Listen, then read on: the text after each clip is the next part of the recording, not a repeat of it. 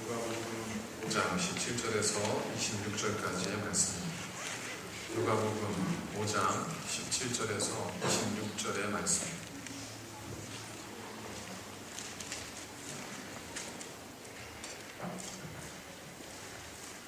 누가복음 5장 17절에서 26절의 말씀을 교독하심으로 봉독하시도록 하겠습니다. 하루는 가르치실 때에 갈릴리의 각 마을과 유대와 예루살렘에서 온 바리새인과 율법 교사들이 앉았는데 병을 고치는 주의 능력이 예수와 함께 하더라.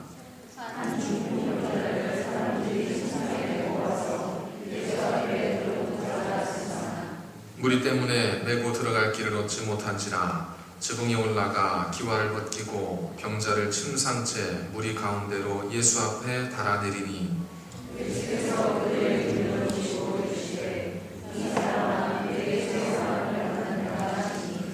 서기관과 바리새인들이 생각하여 이르되 이 신성모독하는 자가 누구냐? 오직 하나님 외에 누가 능히 죄를 사하겠느냐?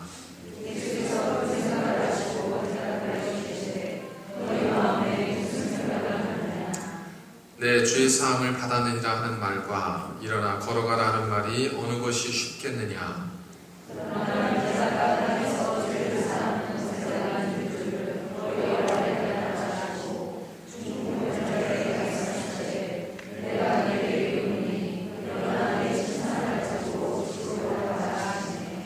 그 사람이 그들 앞에서 곧 일어나 그 누웠던 것을 가지고 하나님께 영광을 돌리며 자기 집으로 돌아가니 모든 사람이 일어나 하나님께 영광을 돌리며 신이 여호와를 이르되 문을 들어가 놀라우기를 받아라. 아멘. 오늘은 우리 모든 한국에 있는 가족들, 우리 모든 친지들이 중추절로 지키는 추석으로 지키는 그러한 한가위 감사 주일입니다. 애들 몸이 함께 할 수 없기 때문에 이렇게 명절을 보내는 것이 자연스러울 정도로 익숙해지셨을 수 있을지는 모르겠지만 그래도 이 추석을 통해서 한가위를 통해서 가족 간에 나눠야 될 어떤 기쁨과 가족 간에 나눠야 될 어떤 교제와 이 사랑은 비록 어쩔 수 없는 통화일 수밖에 없다 할지라도 저희들이 우리의 할 본분을 하시면서 몸은 떨어져 있지만 그래도 한 가족으로서의 그 나눔과 사랑을 실천하시어서 더도 말고 덜도 말고 한가위만 같아라 했던 그 옛 선인들의 그 덕담과 같이 저와 여러분들의 삶, 우리 새날교 모든 가정 위에 정말 더도 말고 덜도 말고 한가위만 같은 그런 풍성한 은혜가 날마다 충만하시기를 먼저 주의 이름으로 간절히 축원을 드립니다. 유홍준 교수님이라고 하는 분의 그 책 중에 나의 문화유산 답사기라는 책이 있습니다. 이 책에서 이 유홍준 교수님은 이런 이야기를 합니다. 아는 만큼 보이는 법입니다. 그러니까 아는 만큼 보인다는 것은 우리가 어떤 문화재를 보게 될 때 그 문화재에 대한 역사를 알고 그 의미를 조금이라도 이해하고 나서 문화재를 보게 되면 당연히 그 문화재의 모습, 형태, 위치, 이 모든 것들이 그냥 지나가는 하나의 조형물로 보여지는 것이 아니라 더 큰 의미로 다가올 수 있음을 의미하는 그러한 말이었었습니다. 돼지에게 아무리 진주를 던져준들 그 진주의 가치를 알지 못하는 돼지에게 이 진주는 먹지 못하는 돌에 지나지 않는 것을 생각하면 정말로 우리가 아는 만큼 보인다고 하는 것은 참 진리인 것 같습니다. 그런데 또 한편으로 생각해보면 보이는 만큼 우리는 또 알게 되는 경우가 있습니다. 우리가 보지 못했을 때는 알지 못하는 것, 새로운 곳을 방문하고 새로운 사람을 만나고 새로운 것들을 보게 되면서 거기에 대한 지식을 갖게 되고 거기에 대한 이해를 갖게 되는 경우들이 또 많지 않습니까? 교회를 한 번도 와보지 않은 분들, 교회를 알지 못했으나 그러나 교회에 와서 보고 들으면서 하나님의 교회와 하나님에 대해서 알게 되지 않습니까?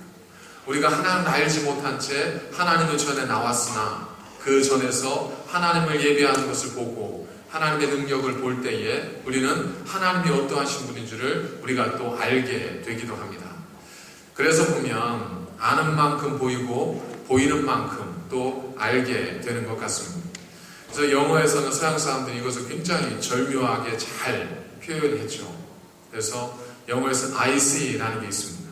I see라고 하는 말은 문자적으로만 보면 내가 본다라는 뜻이지만 이게 어떤 의미로 사용되어지죠? 알겠습니다. 잘 알았습니다. 하는 뜻입니다. 그러니까 본다는 건 아는 것이고 안다는 건 본다는 겁니다. 신앙생활과 우리 말씀의 삶에 있어서도 마찬가지입니다. 우리가 하나님의 영광을 보고자 할 때 모세가 그 하나님의 영광을 보고자 구했을 때 하나님께서 그에게 당신의 거룩함을 보여주셨던 것처럼 그리고 그를 봄으로 그가 하나님을 알게 되었던 것처럼 또 알라 여호와를 힘써 알라라고 하는 이 호세아 선지자의 이 말을 듣고 하나님을 알기 위해서 했던 수많은 믿음의 선조들이 그 알기 위한 사모함을 통해서 하나님의 영광을 보았던 것처럼 우리 모두도 보고자 할 때 하나님의 말씀은 우리에게 알려질 것이고 우리가 알고자 할 때 하나님께서 우리에게 보여주심을 통해서 하나님의 영광과 그 역사를 우리에게 나타내신다는 겁니다. 따라서 오늘도 하나님의 말씀을 보시고자 하는 분들에게 하나님께서는 그 세계를 열어줄 것이고 하나님의 말씀을 알고자 하시는 분들에게 하나님께서는 그 놀라운 세계를 알게 하셔서 정말 저희들의 삶이 하나님과 날마다 가까워지는 그러한 친밀한 삶이 되도록 하나님께서 지금 이 시간을 통해서 우리와 함께 하실 것을 믿습니다.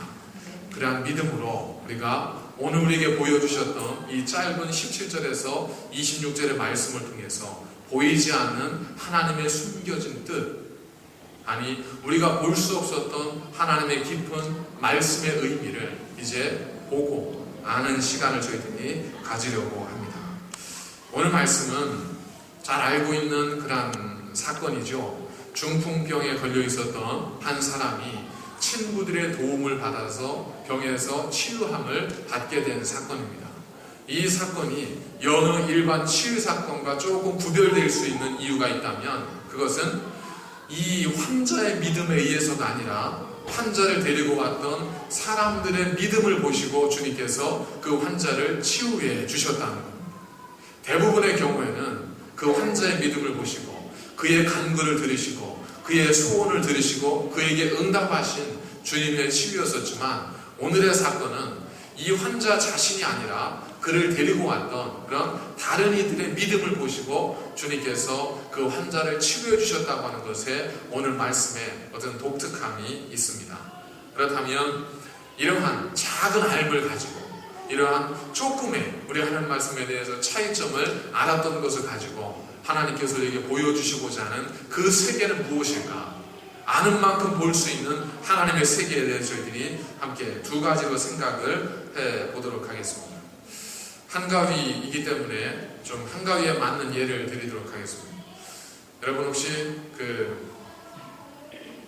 시골에서 여기에서도 밤농장이 있기 때문에 가셔서 그 밤나무를 보실 기회가 있으셨겠지만 혹시 이제 산자락에 이렇게 널브러져 있는 그리고 가을에 추수의 상징으로 여겨지는 이 알알이 맺힌 밤송이들, 이 밤나무들 그것들 보신 적이 있으시죠? 그리고 그 밤나무 밑에 가서 밤나무를 흔들어서 떨어진 밤송이를 까셨던 적도 있으시지 않겠습니까? 자, 이 밤송이는 가을의 상징으로 이렇게 우리에게 사진으로도 전해지고 있고 또 저도 예전에 밤나무 가지를 정말 탐스럽게 맺힌 밤송이를 꺾어다가 이제 벽에다 걸어놓기도 하고 했던 기억이 있습니다. 밤을 먹으려면 어떻게 해야 되죠? 무엇보다 먼저 그 가시로 둘러싸여져 있는 이 밤송이를 까야 합니다. 그러지 않고는 누구도 이 밤의 토실한 알맹이를 손에 쥐울 수 없습니다. 물론 떨어진 걸 주울 수는 있겠지만 그러지 않은 경우에 이 밤가시를 까지 않으면 누구도 밤 알맹이를 갖지 못합니다. 이것처럼 하나님의 은혜는 때로 이 밤송이와 같은 정말 날카로운 가시에 둘러싸여 있을 수 있다는 겁니다. 주님께서 보여주신 바를 통해 우리가 묵상한다면 부활의 영광과 기쁨은 반드시 십자가 뒤에 있다는 거예요. 그래서 십자가의 길을 걸은 자만이 부활의 영광을 맛보게 됩니다. 날카로운 밤 가시를 해치고 그것을 벗긴 자만이 그 속에 있는 토실한 밤 알맹이를 얻을 수가 있습니다. 오늘 성경에 보면 한 중풍병자가 나오죠. 중풍병은 뇌혈로 인해서 이제 몸이 마비가 된 그런 병이지 않습니까? 그런데 이분이 그 네 사람의 들것에 의해서 예수님께로 옮겨져 왔다는 것을 보면 아마도 이분의 중풍병은 그냥 어느 한쪽이 마비된 그 정도가 아니라 아마 좀 굉장히 심하게 마비가 된 그러한 상태였던 것 같습니다. 한마디로 내 힘으로는, 내 의지로는 아무것도 할 수 없는 겁니다.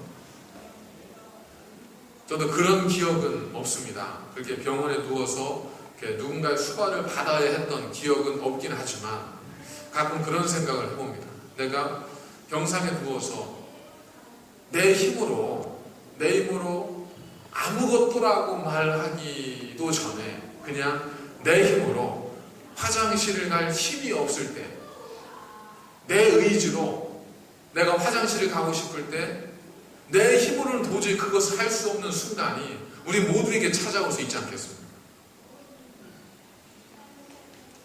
그때 우리가 어떤 마음이 들까? 그때 어떤 생각이 들까? 얼마나 참 한편으로 비참할까? 옆에 아내가 있고 남편이 있고 자식이 있겠지만 그래도 야, 나 말이 없다.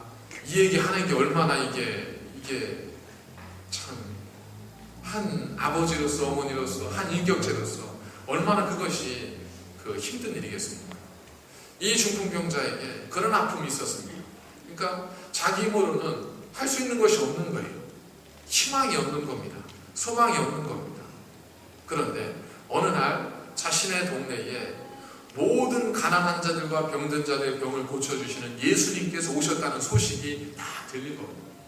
그러니 그 소식이 이 중풍병을 가진 환자에게 얼마나 희망이요, 얼마나 위로요, 얼마나 기쁨이었겠습니까? 야, 내가 주님만 만나면 내가 드디어 이 지긋지긋한 병에서 내가 이제 일어설 수 있겠구나 라는 생각이 들 즈음에 이 환자에게는 날카로운 가시가 찾아옵니다. 뭐겠어요? 안타깝게도 내 힘으로 주님을 만나러 갈 방법이 없는 겁니다. 주님께서 우리 마을에 오셨다고 하는 복된 소식이, 정말 기쁜 소식이 전해졌지만 안타깝게도 내가 그 주님을 만나러 갈 수 있는 방법이 없는 겁니다. 이것이 이 중풍병 환자가 가졌던 첫 번째 밤 가시였었습니다. 이 가시를 벗기지 않으면 그 속에 있는 밤알갱이를 얻을 수 없는데 도저히 내 힘으로는 할 수가 없는 거예요. 오히려 어쩌면 듣지 않았으면 좋았을 것을, 오히려 어쩌면 주님께서 이 마을로 오시다가 다른 데로 돌아가셨다고 하는 소식이라도 있었으면 오히려 마음이 편했을 것을, 오히려 그것이 핑계가 되니까 할 정도의 마음이었지 않겠습니까? 이처럼 우리에게는 가시가 있습니다. 아, 그러면 될 것 같은데 어느 순간 돌아보니까 나에게 그런 힘이 없습니다. 나에게 그런 지혜가 없습니다. 내가 하고 싶어도 그렇게 하기만 하면 될 것 같은데 눈앞에 고지가 있는데 잘 되지 않는 거예요. 그런데 갑자기 문 밖에서 웅성거리는 소리가 들리는 거죠. 무슨 소린가 봤더니 자기를 잘 알고 있는 친구들, 지인들이 자기 집 앞에 와 있는 거예요. 그러면서 문을 열고 들어오는데 보니까 뭘 가져와요? 침상을 하나 가지고 들어오는 겁니다. 들어와서 이보시기에 여기 지금 이 마을에, 우리 마을에 예수 그리스도라는 분이 오셨는데 그분이 모든 약한 자의 병을 고쳐준다니까 우리가 자네를 들고 예수님께 가겠네. 그 소식이 이 중풍병자에게 전해졌을 때 그 친구들이 찾아왔을 때 얼마나 기뻤겠습니까? 말할 수 없는 기쁨이 이 환자의 마음속에 찾아왔지 않겠습니까? 드디어 그 날카로웠던 그 가시가, 밤가시가 이게 벗겨지는 순간입니다. 여러분, 밤 벗겨질 때 얼마나 이 밤가시가 날카로워요. 때로 손으로 하다 보면 손톱 밑을 찌르지 않습니까? 때로는 손끝에 정말 붉은 핏방울이 맺힐 정도로 따가운 것이 밤가시잖아요. 손을 힘들어서 발로 까다 보면 어떻죠? 헝겊 운동화를 찌르고 이제 밤가시가 발가락을 찌르지 않습니까? 그토록 정말 힘들었던 밤가시가 주변에 있는 친구들의 도움을 통해서 이제 한꺼번에 벗겨지는 겁니다. 이제 산 거죠. 기뻐서 즐거워서 이 환자가 친구들의 도움으로 예수님께 나아갑니다. 예수님께 가는데 가다가 저마침 예수님이 저기 계시다는 소식을 듣고 가는데 가서 보니까 무리들에 둘러싸여 있어서 예수님이 계신 곳에 들어갈 수가 없는 겁니다. 자, 여러분 저희들이 성경을 읽으실 때 한번 그 상황을 이렇게 생각해 보시는 게 도움이 됩니다. 무리들이 이제 이 사람들이 데려갔어요. 이제 데려갔는데 예수님이 한 집에 계신 사람들이 너무 둘러싸여 있어서 예수님 만날 수가 없는 거예요. 그러니까 이 사람들 어떻게 했을까? 아유, 사람들이 많구나. 우리가 어쩔 수 없네. 이랬겠어요? 거기 모인 사람들에게 뭐라고 했겠습니까?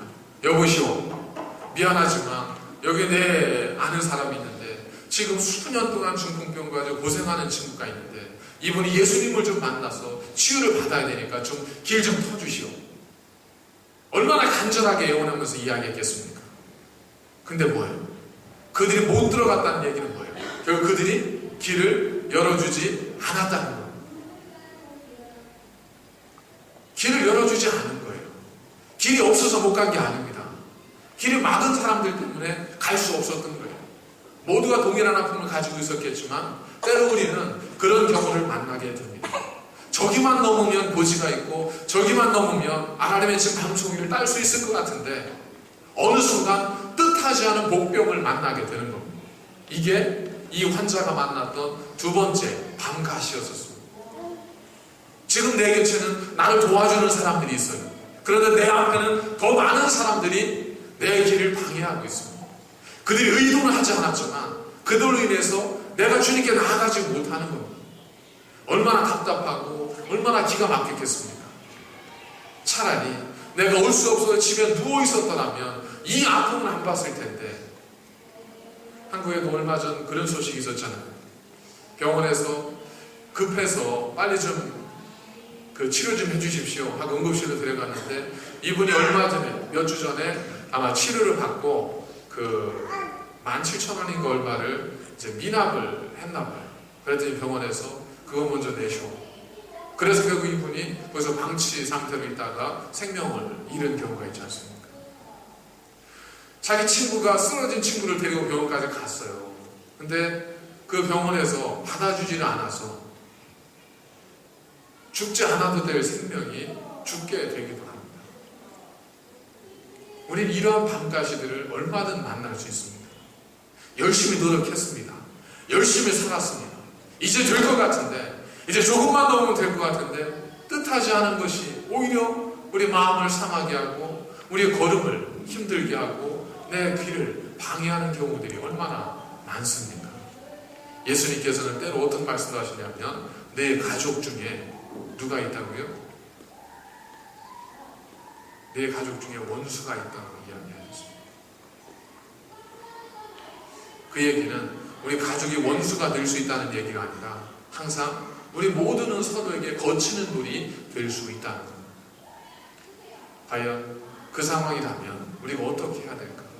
최선을 다했고 열심히 노력했고 하나님께 기도했고 간절히 부르짖었고 내가 할 수 있는 것은 다 했습니다. 그런데 여전히 그 앞에는 막혀있어요. 날카로운 가시가 나를 향해서 날선듯이 바라보고 있습니다. 어떻게 해야 되겠습니까?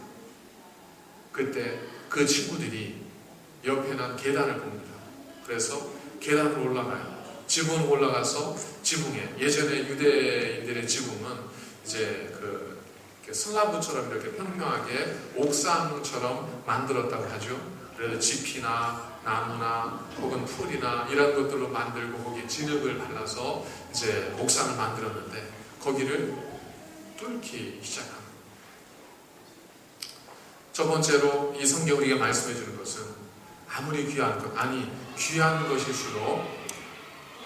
것일수록 십자가 뒤에 골고다 언덕 뒤에 부활의 영광이 있는 것처럼 우리가 원하는 가장 소중한 것들은 어쩌면 이 밤가시를 벗겨야만 얻을 수 있는 곳에 있다는 것이라면, 두 번째는 계속해서 끊임없는 방가시가 우리를 둘러싸고 우리를 에워싸고 우리를 아프게 할 때 우리는 어떻게 해야 되는가? 이 중풍병자를 데리고 왔던 4명의 사람들은 그 상황에서 포기하지 않습니다. 그 상황에서 옆에나 계단으로 옥상으로 올라가죠. 거기에서 옥상에서 지붕을 뚫기 시작하는 거예요. 지붕은 뭐예요? 지붕은 이 안에 사는 사람들이 밖으로부터 밖의 모든 환경으로 차단시키기 위해서 만드는 것이 지붕입니다. 그 지붕을 이 사람들이 지금 뚫고 있는 겁니다. 지금 제가 여기서 이렇게 말씀을 전하고 예배 드리고 있는데 저 천정에서 막 이상한 소리가 들리고 뭐 우다다다 소리가 들리고 그걸 못 드시겠어요? 여러분들이 다 지금부터 뭐 하시겠어요? 저기 뭐 하는 건가 쳐다보기 시작하실 거 아니에요, 그죠? 그리고 몇몇 분은 뛰쳐나가서 뭐 하나 쫓아 올라가실 거 아니에요? 그런 일이 벌어진 겁니다. 그런 예수님 말씀을 전할 때에, 예수님이 다른 사람 치료하고 있을 때에 저기서 별일이 벌어지고 있으니 뭔가 됐겠어요, 밑에서? 저게 뭔 일이라고 다 저기만 쳐다보고 있는 거예요, 지금. 그때 갑자기 구멍이 뻥 뚫립니다. 그리고 구멍을 사람들이 장정들이 소리 나면서 막 구멍을 넓히죠. 그 위에서 어떤 소리가 들렸겠어요? 주님 죄송합니다. 여러분 죄송합니다. 이런 소리를 얼마나 연발했겠습니까? 왜? 사실 미안하죠. 남의 집 지붕을 뚫는데 이게 보통 일이에요? 그것도 주님의 일을 방해하고 있는데 이게 보통 일입니까? 죄송합니다. 죄송합니다. 그러면서 어떻게? 죄송한 건 알지만 지붕을 계속 뚫는 거예요. 그러면서 그 뚫린 지붕 사이로 이 침상을 내립니다. 주님 죄송합니다. 이렇게밖에 할 수 없는 저희들의 마음을 이해해 주십시오 하면서 이 환자를, 자기 친구를 주님의 발 앞에 내려놓습니다. 이들은 왜 이랬을까? 도대체 이들은 왜 남의 집 지붕을 뚫는 이런 결례를 범했을까? 왜 그랬을까요? 친구를 너무 사랑해서 그럴 수도 있습니다. 하지만 친구를 사랑하는 그들의 마음은 어제나 오늘이나 똑같았습니다. 그들이 지붕을 뚫었던 이유는 단 하나입니다. 내가 지붕이라도 뚫어서 이 친구를 주님의 발 앞에 내려놓으면 주님께서 이 친구를 치료해 주실 것이라고 하는 믿음이, 분명한 믿음이 있었기 때문에 이 사람들은 그걸 포기할 수 없었던 거예요. 우리가 전철을 탑니다. 가다가 놓치면 다음 차 타면 되지 라고 생각하면 아무도 뛰지 않죠. 그런데 이게 막차예요. 이걸 놓치면 갈 수 있는 길이 없습니다. 지난번 저희 교회 때 4분이 한국에서 오신 목사님 방문하셨잖아요.